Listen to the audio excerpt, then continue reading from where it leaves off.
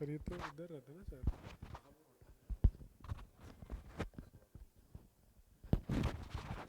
अब ठीक है ना? हेलो, आवाज़ आ रही है बच्चे? ठीक है। हाँ हाँ, उसमें डीपीपी से पूछ रहे हो? मैं भी एक बार डीपीपी ऑन कर खोल लूँ ना। कौन सी वाली है? कौन से नंबर की है? 13। कौन सा नंबर क्वेश्चन?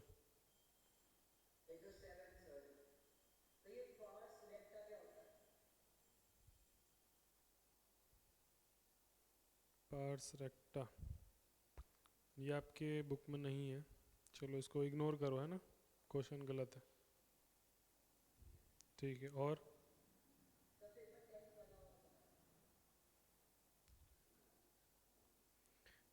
ये बेसिकली कहना चाह रहा है कि यूरिकोटैलिक, यूरिकोटैलिक का मतलब होता है बच्चे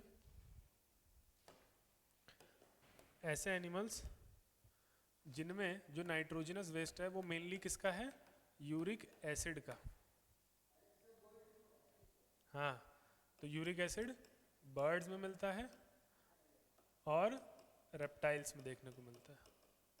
तो जो बर्ड्स एंड रेप्टाइल्स वाला जो ऑप्शन है वो है फर्स्ट वाला। ठीक है, रेप्टाइल्स एंड बर्ड फर्स्ट वाला।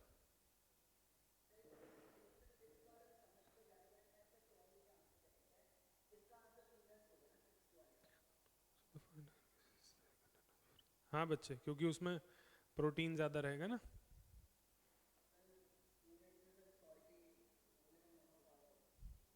नहीं, नमक क्यों ज़्यादा होगा उसमें? नमक किसने बोला? वो जो बाहर का नमक चढ़ा रहता है वो वाला बोल रहे हो क्या? नहीं नहीं नहीं नहीं, नॉर्मल पीनट सोचो ना आप तो। हम्म। हाँ, 14 वाली डीपीपी है ना?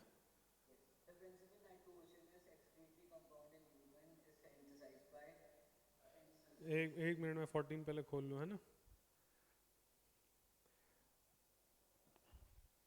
हाँ, कौन सा क्वेश्चन है?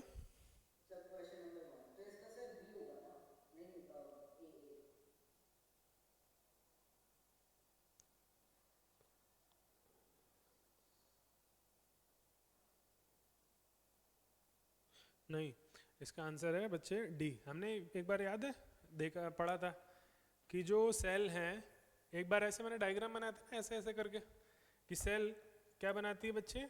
अमोनिया। फिर ये अमोनिया ऐसे ब्लड की प्रेजेंस में जाता है कहाँ पे? लिवर में। फिर लिवर में इसका क्या बनता है? यूरिया बनता है। फिर ये फिर से ब्लड से होते हुए कहाँ पहुँच जाता है? किडनीज में। तो यूरिया बनाया किसने एक्चुअल में?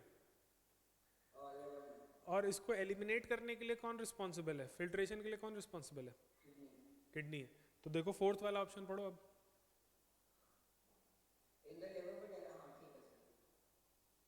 ठीक है।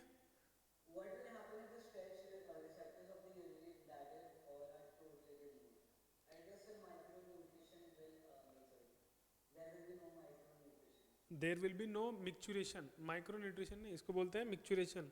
मतलब जो यूरिन का जो पास होना होता है ना, यूरिन पास आउट होता है, वो चीज़ नहीं हो पाएगी।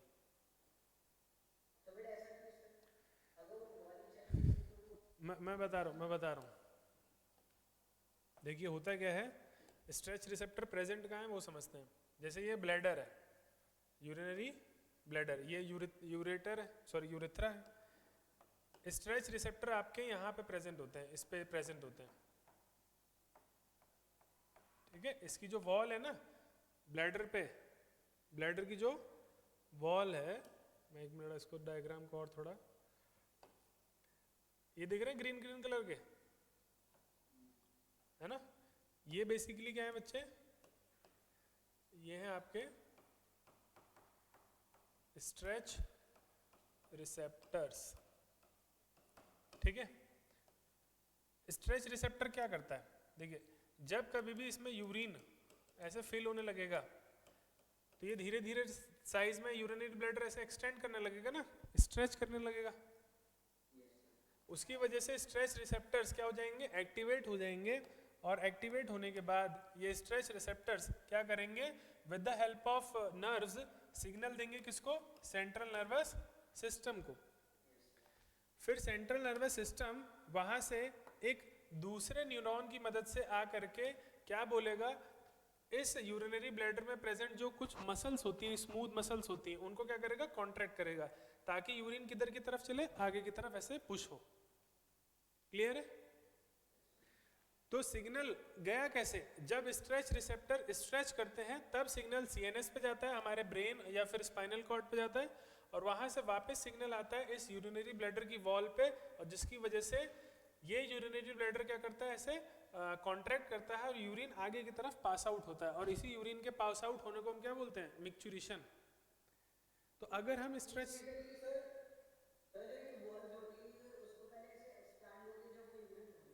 हाँ जब भर रहे हो, बिल्कुल बिल्कुल, है ना।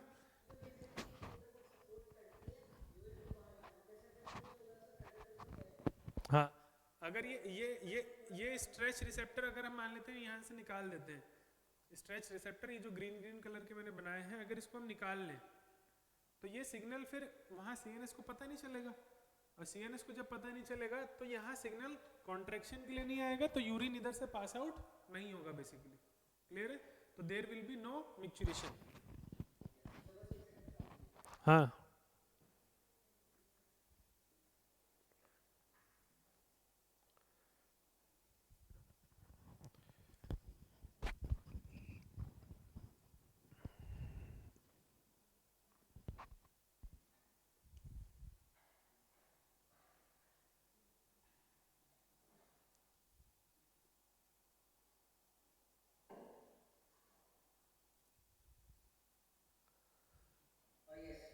ठीक है, और कोई question?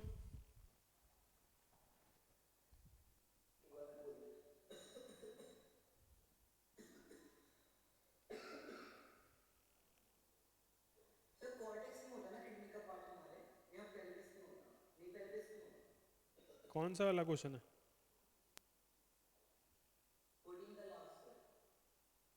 Which of the following is not A structure of kidney? Urethra बच्चे, यूरिथ्रा तो देखिए यूरिनरी ब्लैडर का पार्ट है ना, यूरिनरी ब्लैडर के आगे चलता है ना ये। हाँ देखो, पेल्विस तो वहां पे था ही, ये देखो ये किडनी थी, किडनी में हमने ऐसे यहाँ पे ऐसे बोला था ना कि जो अंदर वाला एरिया उसको क्या बोला था, मेड्यूला, बाहर वाले को कॉर्टेक्स, और फिर इस वाले रीजन को यहाँ पे इस एरिया को, इसको ही रीनल पेल्विस बोला था, ये रीनल पेल्विस है। सारा यूरिन कलेक्ट करके यहाँ रीनल पेल्विस में जाता है, और रीनल पेल्विस से फिर ये क्या बन जाता है, इसका यूरेटर बन जाता है। नहीं नहीं नहीं, वो अलग चीज है, ये रीनल पेल्विस है। रीनल पेल्विस मतलब किडनी के अंदर यहाँ पे एक पेल्विस रीजन है। और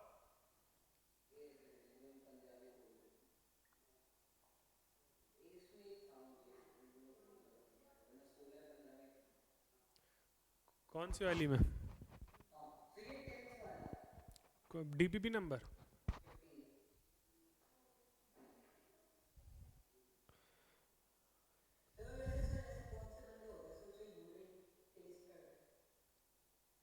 इसका बच्चा आंसर सी है।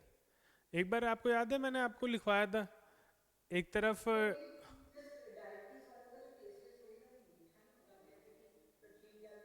हाँ पर वो जो डायबिटीज है ना जो मीठा होता है, उसका नाम डायबिटीज मेलाइटस था। इसका नाम देखिए डायबिटीज क्या है, डायबिटीज इंसिपिडस। ये बच्चे एक और हार्मोन है एडीएच, एडीएच हार्मोन हमने पढ़ा था, एंटी डायूरेटिक हार्मोन, जो हमारे यूरिन को, यूरिन में से वाटर का रीअब्जॉर्प्शन कराता है, यूरिन में ज़्यादा वाटर लॉस ना हो इसलिए एडीएच हार्मोन वहाँ पे रहता है। देखिए मैं फिर से इसको समझा देता हूँ।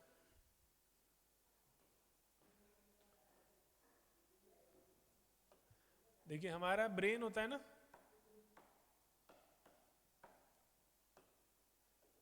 ब्रेन के अंदर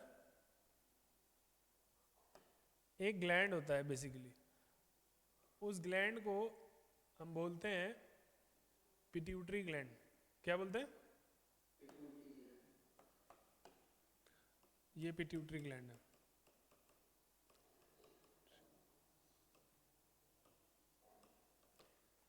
इस पिट्यूटरी ग्लैंड के कई सारे पार्ट्स होते हैं, वो तो अभी अपने को पढ़ने नहीं है। इस पिट्यूटरी ग्लैंड से एक हार्मोन रिलीज करता होता है जिसका नाम है ADH। ठीक है, इसका फुल फॉर्म है एंटी डायूरेटिक हार्मोन। क्या नाम है? Anti diuretic hormone. क्लियर है? ये क्या करता है बच्चे? ये जा करके एक्ट करता है किसके ऊपर?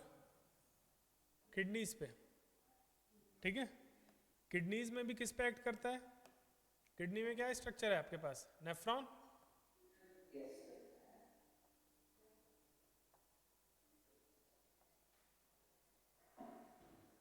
ये नेफ्रॉन हो गया।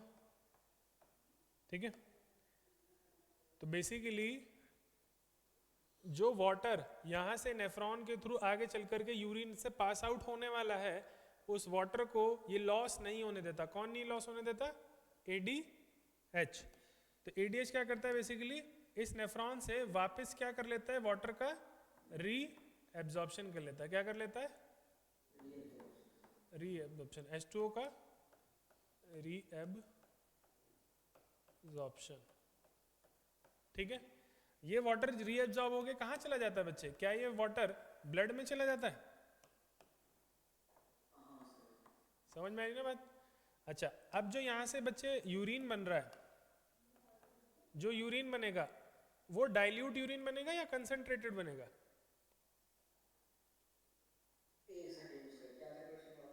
जैसे जो यूरिन बन रहा है, हमने इसमें से क्या किया है? वाटर को रीएब्जॉर्ब कर लिया। तो अब जो यूरिन बनेगा वो डाइल्यूट बनेगा या कंसंट्रेटेड बनेगा? हाँ, कंसंट्रेटेड। तो बेसिकली ये कंसंट्रेटेड यूरिन बनाने के लिए किसने रोल प्ले किया? ADH ने रोल प्ले किया। क्लियर हो रही ना बातें? ठीक है, अच्छा अब मान लेते हैं कि जो ADH है, ADH ने ये रीअब्जॉर्प्शन कराया। मान लेते हैं कि ADH को क्या हो जाए? यहाँ से हट जाए, किसी वजह से पिट्यूटरी ग्लैंड से ADH का फॉर्मेशन नहीं हो रहा है। तो क्या ऐसा नहीं होगा कि यूरिन लार्ज अमाउंट में प्रोड्यूस होगा और डाइल्यूटेड यूरिन प्रोड्यूस होगा? समझ में आ रही ना बातें? ऐसी कंडीशन को क्या बोलते हैं? ऐसी कंडीशन को क्या बोलते हैं? डायूरेसिस। क्या बोलते हैं? जब क्या होता है इसमें? वाटर का क्या होता है? Loss of large amount of. हाँ, अगर इसमें जैसे हमने वाटर को रीअब्सॉर्ब नहीं कर पाए तो वो वाटर कहाँ जाएगा? यूरिन में जाएगा। तो जब यूरिन में जाएगा तो उस कंडीशन को क्या बोलते हैं? डायूरेसिस बोलते हैं।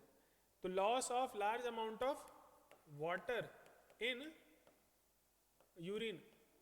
अगर यूरिन में ज्यादा अमाउंट में वाटर क्या हो रहा है? पास हो रहा है, तो ऐसी कंडीशन को क्या बोलते हैं? डायूरेसिस। क्या ADH हार्मोन इसके अगेंस्ट काम करता है? इसीलिए क्या इसका नाम एंटी डायूरेटिक हार्मोन लिखा है। एंटी मतलब जो डायूरेसिस के अगेंस्ट काम करे। तो डायूरेसिस मतलब जिसमें वाटर का लॉस होता है, और एंटी डायूरेटिक हार्मोन वाटर के लॉस को नहीं होने देता, मतलब वाटर के लॉस को क्या करता है? कम करता है। कैसे? वाटर का री एब्जॉर्प्शन करके। क्लियर है? अब अगर मान लेते हैं कि कोई एक ऐसा पेशेंट है जिसके अंदर उसका जो पिट्यूटरी ग्लैंड है वो क्या हो गया? फंक्शन नहीं कर रहा, तो उसकी बॉडी में ADH हार्मोन प्रोड्यूस होगा? अरे देखो, ये अगर पिट्यूटरी ग्लैंड है, अगर ये पिट्यूटरी ग्लैंड फंक्शन नहीं कर रहा है तो ADH हार्मोन फिर पिट्यूटरी ग्लैंड से बनेगा?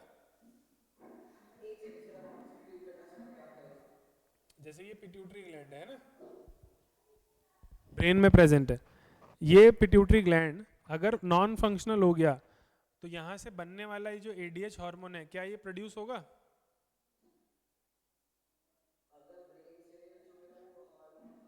ये पिट्यूटरी ग्लैंड था है ना, ये नहीं होगा ना, तो यहाँ पे वाटर का रीअब्जॉर्प्शन हो पाएगा? डाइल्यूट, हाँ डाइल्यूट यूरिन यहाँ से हाँ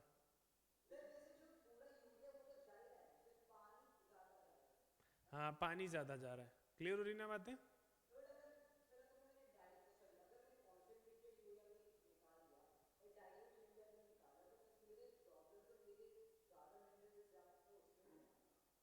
हाँ, दिक्कत क्या है बच्चे, अगर आपकी बॉडी से ज़्यादा वाटर लॉस हो गया ना तो आपकी बॉडी डिहाइड्रेटेड हो जाएगी।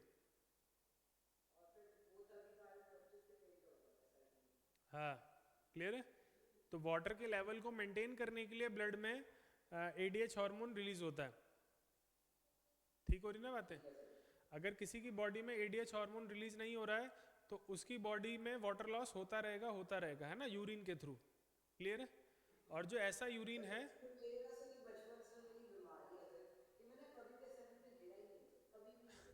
तो बच्चे गिरना ही क्यों है? आप ब्रेकफास्ट करके जाते होंगे ना, बाकी बच्चे ब्रेकफास्ट नहीं करते, इस वजह से उनको थोड़ा सा हो जाता है ना, सुबह सुबह जो एनर्जी चाहिए। हाँ होता है, हम भी स्कूल में थे तब भी होता था, काफ़ी सारे बच्चे गिरते थे। वो बेसिकली जो ब्रेकफास्ट नहीं करके जाते ना, रेगुलर खाना पीना नहीं खाते, उनके साथ होता है। तो देखिए बच्चे, जब ऐसा यूरिन आएगा है ना जिसमें वाटर लॉस ज़्यादा हो रहा है, तो ऐसे पेशेंट को हम, या ऐसी कंडीशन को हम डायबिटीज इंसिपिडस बोलेंगे, जो कि क्या प्रोड्यूस करता है? Tasteless urine. क्या प्रोड्यूस करता है? हाँ बच्चे कर लेते हैं, साइंटिस्ट लोग सब कुछ करते हैं, सब साइंटिस्ट लोग सब कुछ करते हैं। आ जाइए। हैं? हाँ क्यों नहीं, कोई ना कोई तो करता ही है, कोई ना कोई तो कर ही लिया होगा आज तक। क्लियर है, उससे पूछ लेंगे। तो टेस्ट लेस्ट साइंटिस्ट लोग थोड़े से होते हैं, अलग तरीके के होते हैं। तो देखिए टेस्टलेस यूरिन है, इसमें लार्ज अमाउंट ऑफ वाटर का क्या होता है? लॉस होता है। अच्छा, ये हो क्यों रहा है बच्चे? Diabetes insipidus due to deficiency of ADH. ठीक है, एडीएच हार्मोन की अगर कमी हो जाती है तो वाटर का रीअब्जॉर्प्शन नहीं हो पाएगा, तो बहुत हाई अमाउंट में वाटर का लॉस होगा। ऐसे में किसी इंसान को बाहर से देख के लगेगा कि यार इस आदमी को क्या हो रखी है? डायबिटीज हो रखी है। क्यों? क्योंकि जो डायबिटिक पेशेंट होता है वो बार बार यूरिनेट करने जाता है, हमने उस दिन भी पढ़ा था। लेकिन उसके बार बार यूरिनेट करने का रीजन क्या था? कि उसके यूरिन में क्या प्रेजेंट था बच्चे? ग्लूकोज।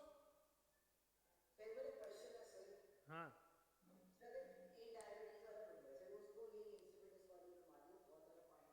बच्चे, ये एक ट्रू डायबिटीज नहीं है, मैं पहले ही बता दूं, ट्रू डायबिटीज नहीं है। इट इज नॉट ए, लिख लो, it is not a true diabetic condition. हम यहाँ पे डायबिटीज इसको बस इसलिए बोल रहे हैं क्योंकि ऐसा लग रहा है कि इसको डायबिटीज हो गई है, क्योंकि ये बार बार यूरिनेशन के लिए जा रहा है, क्योंकि इसकी बॉडी का जो वाटर है वो बार बार रिलीज हो रहा है, वाटर रीअब्जॉर्प्शन नहीं हो पा रहा है। क्यों नहीं हो पा रहा है? क्योंकि इसकी बॉडी में एडीएच हार्मोन की क्या हो गई है? डेफिशिएंसी हो गई है।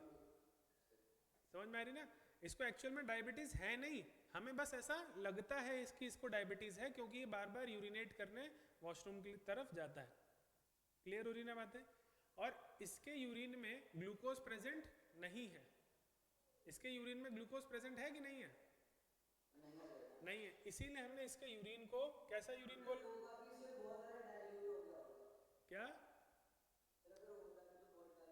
नहीं नहीं, ये केस अलग है ना, तो इसलिए हमने इसमें बोला कि टेस्टलेस यूरिन है। दूसरी जो डायबिटीज होती है, जो डायबिटीज मिलाइटस होती है, उसके बारे में हमने लिखा था। दूसरी वाली डायबिटीज, डायबिटीज मिलाइटस, वो किसकी वजह से होता है बच्चे? Due to deficiency of insulin hormone. दोनों को लिख लेना बच्चे।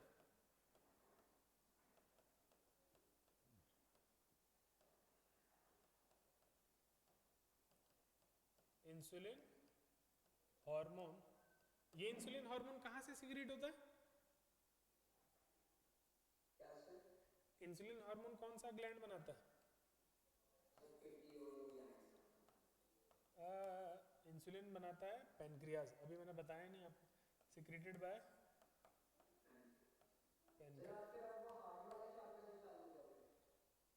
आप बताओ कौन सा है सिलेबस में, क्या सीरियल ऑर्डर है? अच्छा, चलो अभी देखते हैं। ठीक है ठीक है, मैं अभी 2 मिनट में कंफर्म करके बता दूंगा आपको। नहीं नहीं, कराऊंगा कराऊंगा, 2 मिनट लगेगा मेरे को। नहीं मतलब इसको करने के 2 मिनट बाद मैं पता कर लूंगा और फिर पढ़ाना चालू कर दूंगा।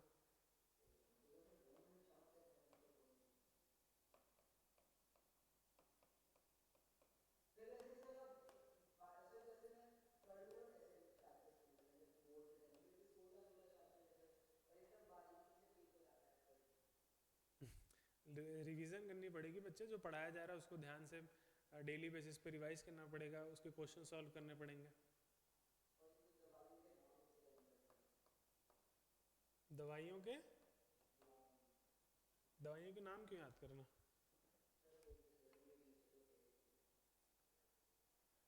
देखिए ये डायबिटीज मेलाइटस है, ये एक्चुअल में ट्रू डायबिटीज है जो शुगर वाली होती है, क्योंकि इसमें क्या होता है, हाँ ये ट्रू डायबिटीज है। इसमें बच्चे हाँ? नहीं, वो तो बस तब होगी जब एडीएच हार्मोन की सिक्रीशन लो हो जाएगी। उसमें आपको क्या होगा कि आपका जो बॉडी में जो वाटर कंटेंट है वो धीरे धीरे यूरिन के साथ बाहर निकलता रहेगा। हाँ हाँ हो जाता है, ऐसे कोई दिक्कत नहीं, हो जाता। ठीक है, और कोई क्वेश्चन?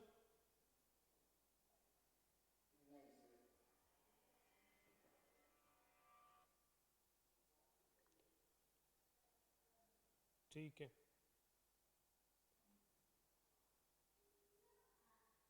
मुझे 2 मिनट दो, मैं पूछ के आता हूँ, है ना, कि कौन सा चैप्टर स्टार्ट करना है।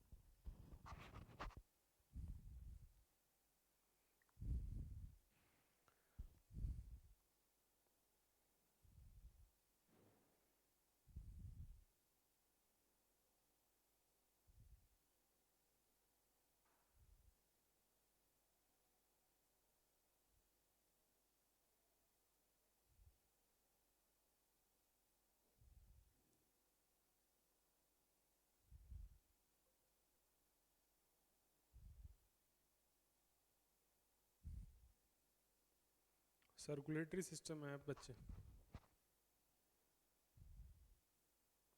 आवाज आ रही है? सर्कुलेटरी सिस्टम है सर। हाँ ओके।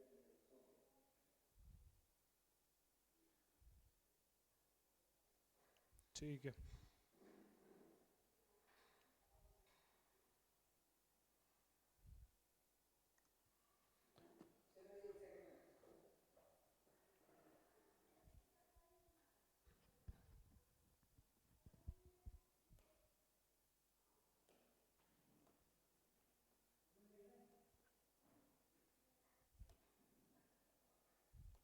बस एक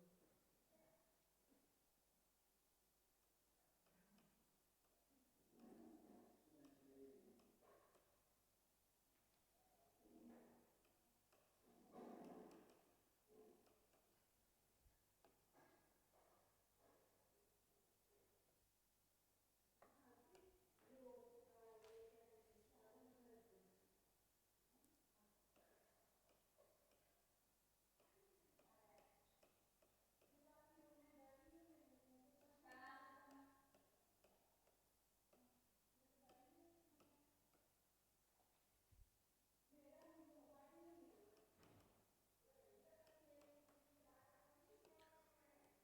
यस बच्चे बताइए, सर्कुलेटरी सिस्टम की नीड क्या है?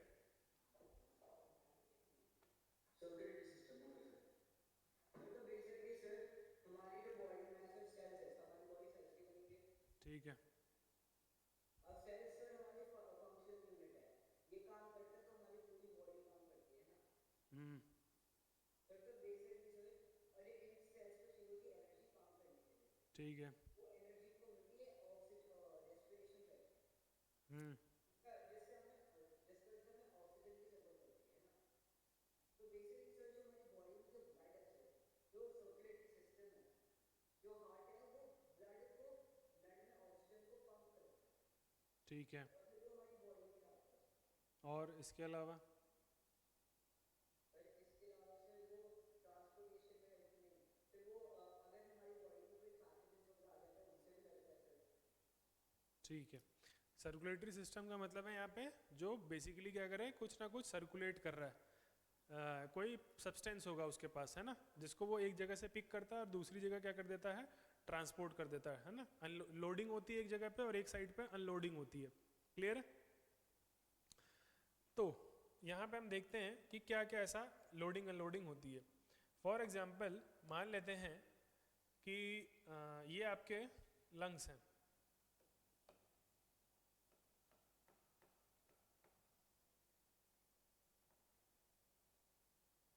ठीक है। एक तरफ हम ले लेते हैं, स्टमक ले लेते हैं। हाँ लिख लो। एक तरफ किडनीज हैं,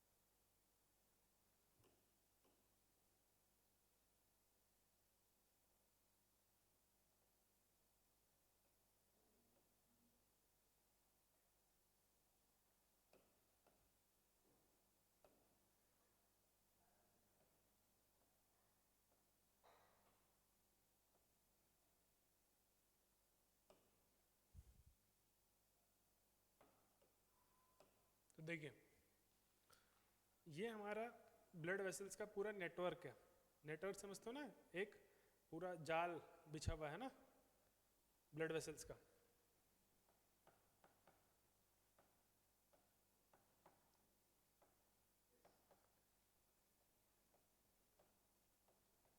ये क्या करता है ये पर्टिकुलर एक जगह से कुछ सब्सटेंसेस को कलेक्ट करता है. फॉर एग्जांपल अगर हम बात करें यहाँ पे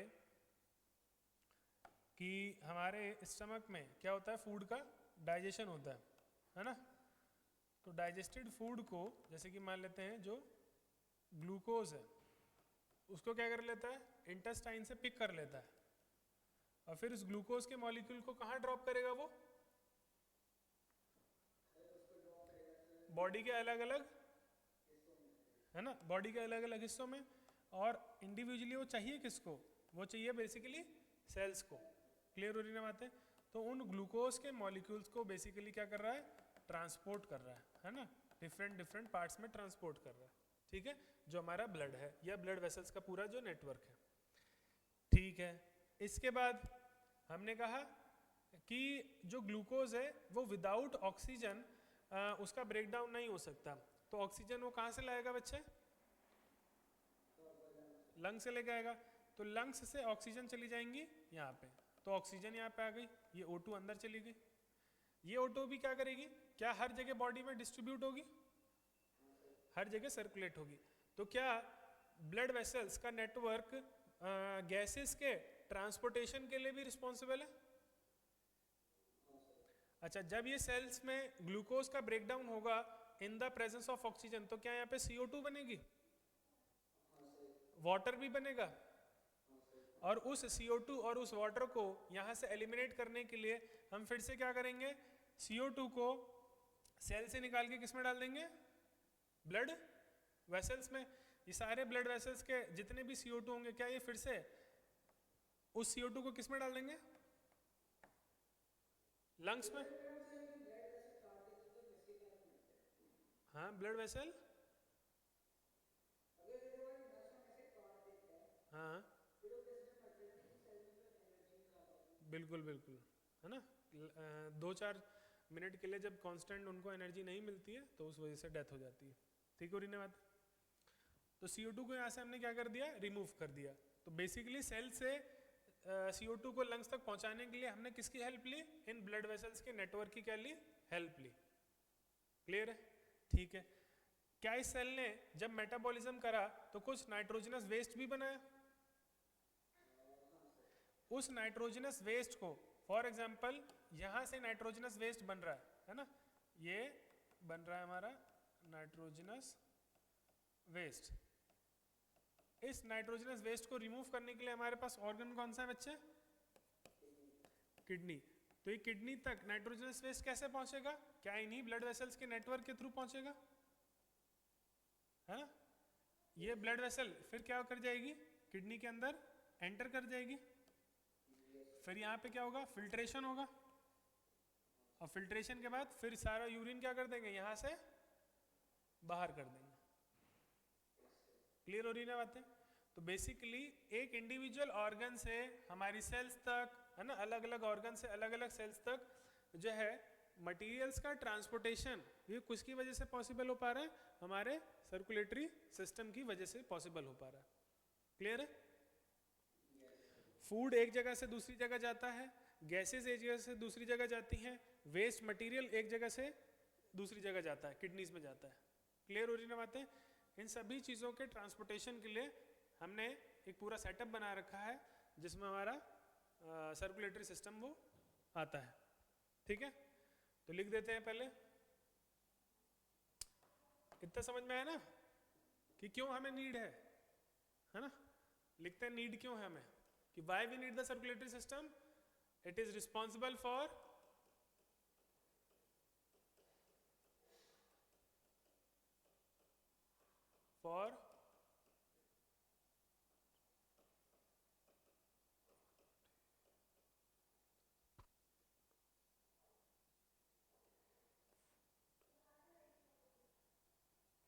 फूड भी नहीं लिखेंगे, न्यूट्रिएंट्स लिखेंगे.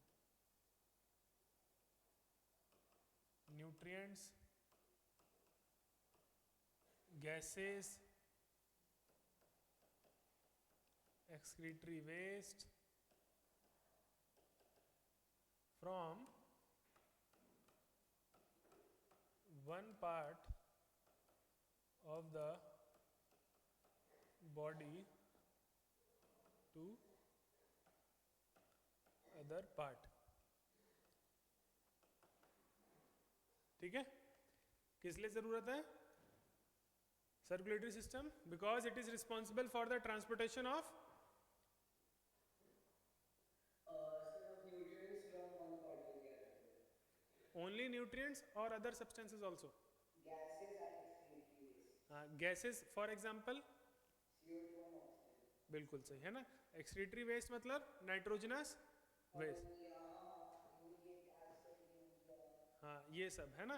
एक एक जगह से पिक करना और दूसरी जगह उसको क्या करना, अनलोड करना, ये काम ब्लड हमारा करता है। क्लियर है? या सर्कुलेटरी सिस्टम करती है। ठीक हो रही ना बात? इतना लिख लिया? Body to another body. लिख लिया ना? हाँ सर, okay. ठीक है, नेक्स्ट लिखते हैं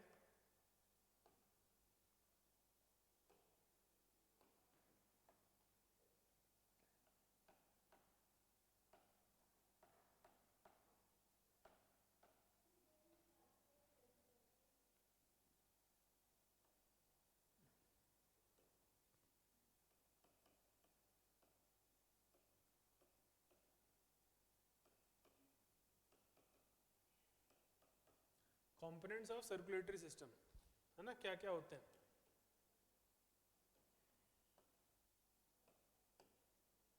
इसमें 3 कंपोनेंट्स आपको देखने को मिलेंगे। क्या क्या कंपोनेंट्स हैं वो? एक तो सबसे पहले जो चीज सर्कुलेट हो रही है, जिसमें जो मीडियम है ना, सारी चीजें डाइल्यूट होकर के या सॉल्यूबल होकर के सर्कुलेट होती हैं, वो क्या चीज है? ब्लड, जो हमारा लिक्विड पोर्शन है। दूसरी चीज है जिन पाइप्स में, जिन वेसल्स के अंदर ये ब्लड क्या करता है? सर्कुलेट करता है, तो उन पाइप्स को क्या बोलते हैं बच्चे? ब्लड वेसल्स, है ना। क्लियर है? ब्लड वेसल्स के अंदर ब्लड क्या करता है? सर्कुलेट करता है, और इसी ब्लड में वो आपकी गैसेस, आपके एक्सक्रीटरी वेस्ट, आपका न्यूट्रिएंट क्या करता है? ट्रांसपोर्ट करता है। ठीक है। थर्ड कंपोनेंट क्या है? सर ब्लड और ब्लड वेसल्स हो गए सर, लाइक एज पानी।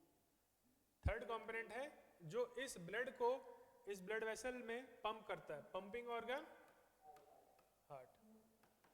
ठीक है, तो जो पूरा सर्कुलेटरी सिस्टम है वो इन 3 कंपोनेंट से मिल करके बना हुआ है।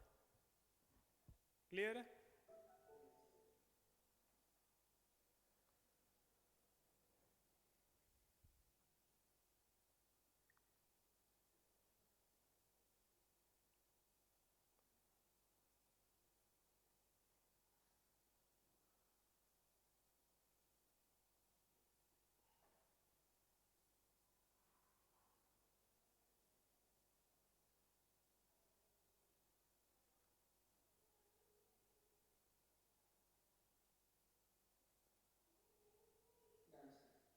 ठीक है।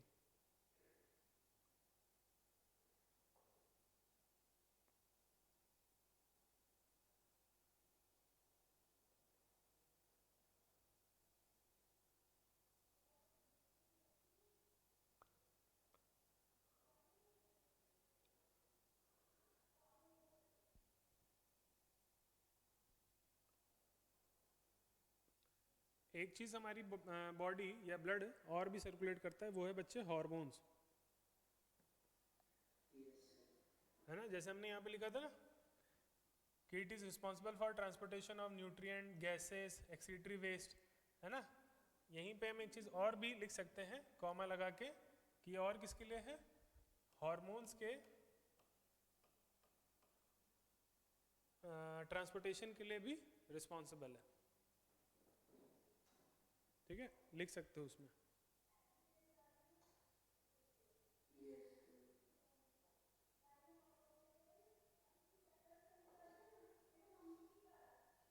सर हार्मोन्स वाले भी लिखने हैं? हाँ, अलग अलग ग्लैंड से हार्मोन्स का सिक्रीशन होता है और वो हार्मोन्स फिर ब्लड में ही सर्कुलेट करता है।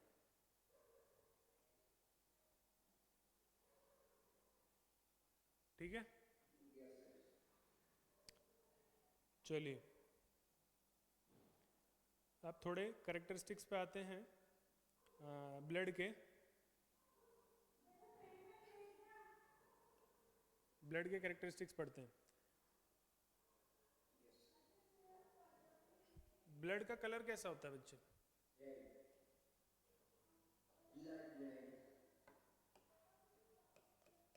तो लिख देते हैं ब्लड, इसका कलर कैसा होता है? रेड इन कलर, है ना?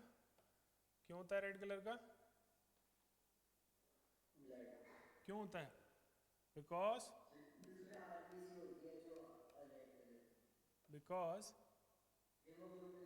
हाँ, because RBCs have red colour pigment, एक पिगमेंट होता है उसके अंदर, है ना? उसी रेड कलर पिगमेंट को, red colour pigment called haemoglobin.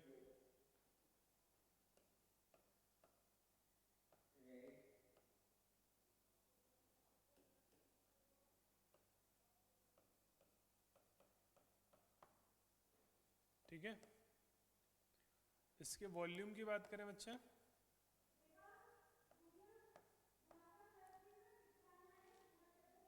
Volume, volume समझते हैं? वॉल्यूम इन द सेंस मतलब कितने अमाउंट में? सर वॉल्यूम नहीं पता, वॉल्यूम का नहीं पता मुझे। वॉल्यूम का मतलब है यहाँ पे कितने अमाउंट में प्रेजेंट होता है, तो हम इसको लीटर्स में कैलकुलेट करेंगे। और ये है ना, तो in adult human beings, in adult human beings it is approximately कितना है ये? 5 to 6 लीटर्स। ठीक है, ब्लड जो है 5 to 6 लीटर्स प्रेजेंट होता है। नेक्स्ट है पीएच। पीएच समझते हैं ना बच्चे? लो पीएच है तो एसिडिक है, हाई पीएच है तो basic. Sir just a second.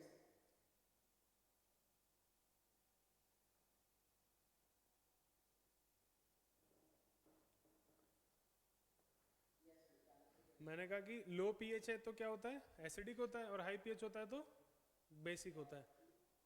तो यहाँ पे हम बेसिकली पीएच की बात कर रहे हैं कि ब्लड का पीएच कैसा है। तो बेसिकली इसका जो पीएच होता है, हाँ, इसका ऑलमोस्ट 7.2 to 7.3 है ना, के आसपास इसका रहता है। थोड़ा सा बेसिक है, ऑलमोस्ट न्यूट्रल है, थोड़ा सा बेसिक रहेगा। क्लियर है? ठीक है,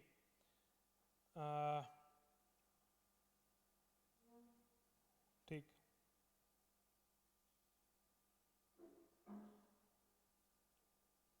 चलिए, तो ये तो इसका थोड़ा सा स्ट्रक्चर हुआ, कैरेक्टरिस्टिक हुआ। थोड़ा सा और डिस्कस करते हैं इसमें ब्लड के अंदर कि ब्लड किन कंपोनेंट से मिलकर बना है। तो ब्लड के पास दो कंपोनेंट है। एक तो है उसके अंदर प्लाज्मा, प्लाज्मा जो लिक्विड पोर्शन है ना, लिक्विड पोर्शन। और दूसरी चीज है ब्लड की सेल्स, है ना, ब्लड की सेल्स। फॉर एग्जांपल कौन है वहां पे? RBCs, WBCs and platelets. ठीक, ब्लड में दो चीजें होती हैं, प्लाज्मा होता है और ब्लड की सेल्स होती हैं। ठीक, दोनों जब मिल जाते हैं तो ब्लड कहलाता है। जो उसमें लिक्विड पोर्शन है वो क्या है, बेसिकली प्लाज्मा है। क्लियर है ना।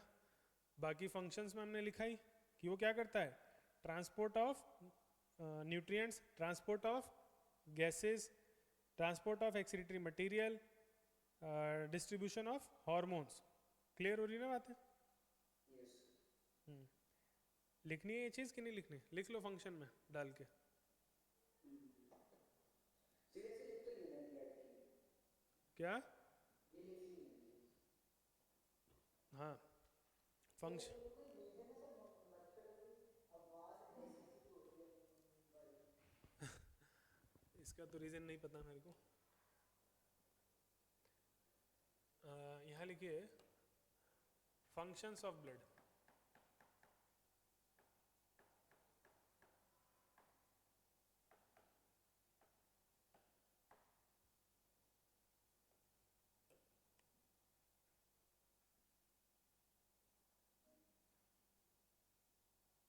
पहला फंक्शन लिखेंगे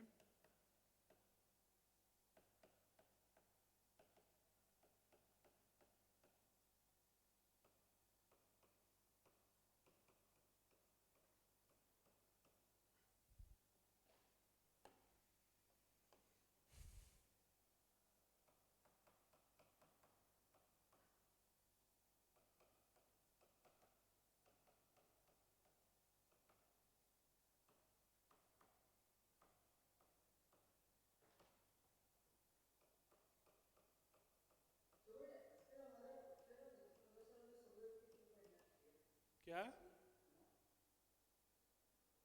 क्या क्या। सुबह थोड़ा सा माइंड एक्टिव रहता है, फ्रेश रहता है, तो बॉडी जो है ज़्यादा इजीली ग्रास्प करती है चीज़ों को, ज़्यादा रिटेन कर पाती है मेमोरी में। समझ में, सुबह एकदम फ्रेश रहता है ना। तो फ्रेश मतलब कि जैसे आज जो भी दिन भर में हुआ तो मैं शायद सुबह से सोच रहा हूँ ना उस चीज़ को, लेकिन जब मैं कल सुबह उठूँगा तो वो उतना मेरे दिमाग में चल नहीं रहा होगा, है ना। अननेसेसरी थॉट्स नहीं आ रहे होंगे मेरे दिमाग में, एकदम माइंड जो है थोड़ा सा क्लियर रहेगा, ठीक है, थोड़ा सा एक स्पेस उसमें रहेगा। तो जब 10 बातें दिमाग में नहीं चल रही होंगी तो आप जो है पढ़ाई को अपने दिमाग में यहाँ बिठा सकते हैं। और जैसे अभी मैं पढ़ रहा हूँ, शाम को पढ़ रहा हूँ, क्लियर है। तो उस समय क्या है कि जो सुबह से मेरे साथ हो रहा है कि मैंने खाना खाया कि नहीं खाया, आज मेरे साथ ऐसा हुआ, उसने मेरे से बात करी कि नहीं करी, मम्मी ने डांट दिया, ये हो गया वो हो गया, वो सारी चीज़ें दिमाग में चलती रहती हैं। तो उसके चलते डिस्टर्बेंस रहता है, डिस्ट्रैक्ट होता है माइंड। हाँ हाँ, तो सुबह थोड़ा कम रहेगा ना। सुबह आप फील करते हो कि नहीं फील करते इस चीज़ को। तो आप लेट थोड़ा सा सोते होगे ना इस वजह से। 12-1 बजे बच्चे लेट ही होता है। अगर आपको सुबह उठना है तो मैक्स टू मैक्स 10 बजे तक बेड पे हो जाना चाहिए आपको।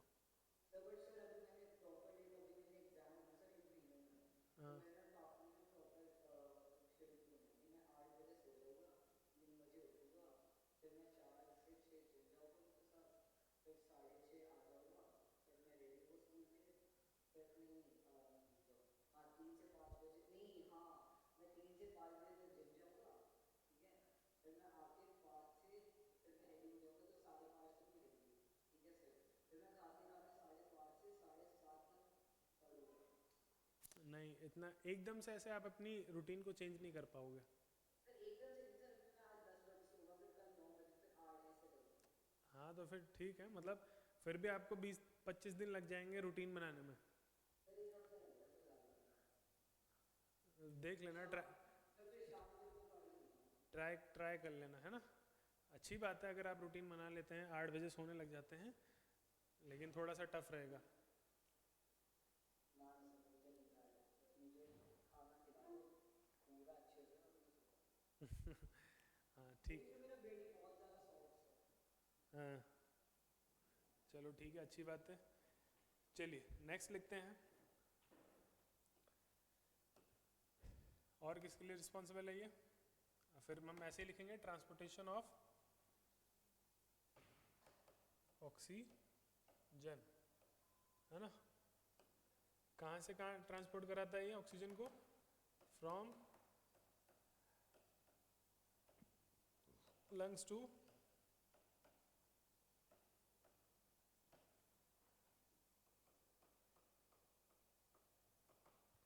टिश्यूज। देन हम लिखेंगे ट्रांसपोर्टेशन ऑफ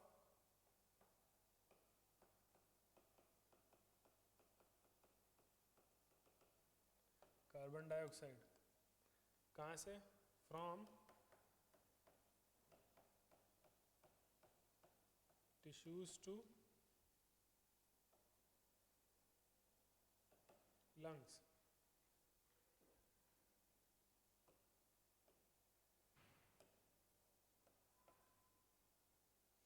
फिर है ट्रांसपोर्टेशन ऑफ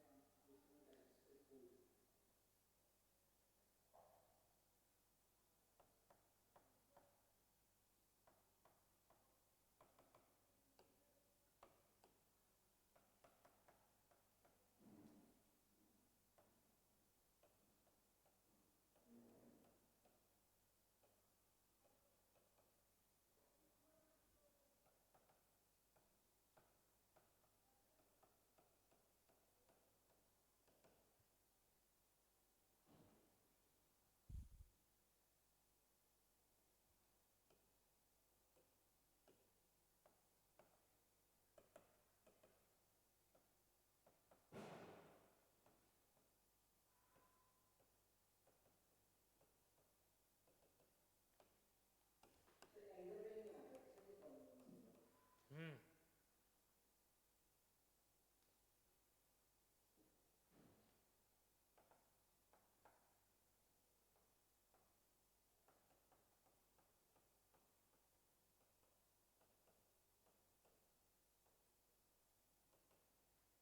ठीक है, ये इसके क्या हो गए? फंक्शंस हो गए ब्लड के। Yes sir.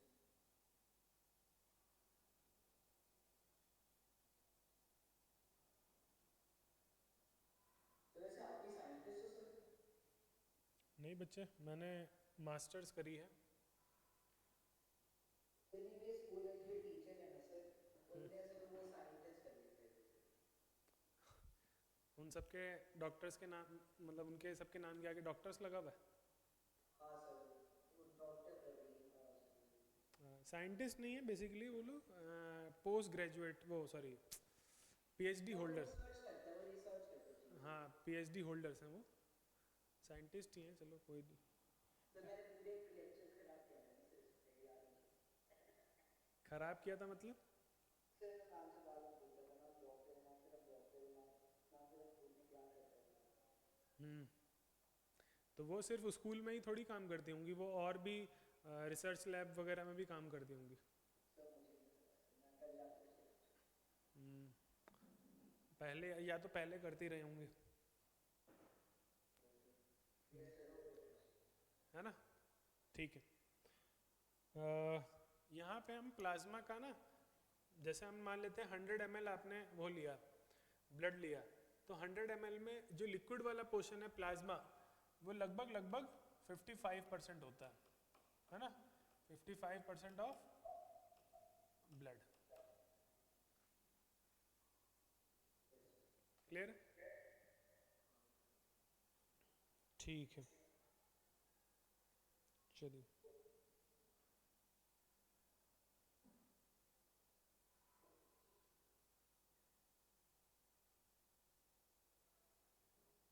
तो इसके बाद ठीक है, कुछ क्वेश्चन, कुछ फंक्शंस और भी हैं इसमें। तो 5 लोग कर लो तो काफी है ना। हाँ, 5 याद कर लोगे तो भी काफ़ी।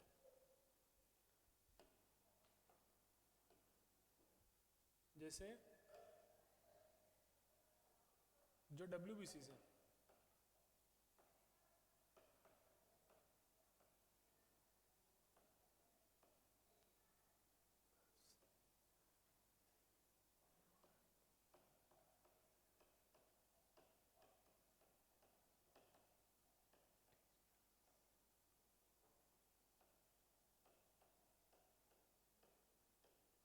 कि ब्लड के अंदर जो WBCs हैं वो क्या करती है, एनगल्फ कर लेती है फॉरेन बैक्टीरियाज को। क्लियर है? तो ये भी एक उसका क्या हो गया, रोल हो गया। ठीक है, दूसरा है, एक और लिख लेते हैं कि some WBCs also produces antibodies। Antibodies का फॉर्मेशन भी कुछ WBCs के थ्रू ही होता है। ठीक है, some WBCs also produces antibodies which fight against the foreign pathogens।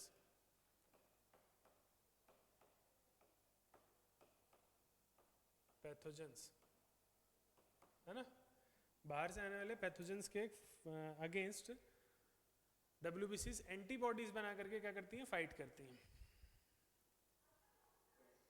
ठीक है, तो ये हमने क्या पढ़ लिए हैं, ब्लड के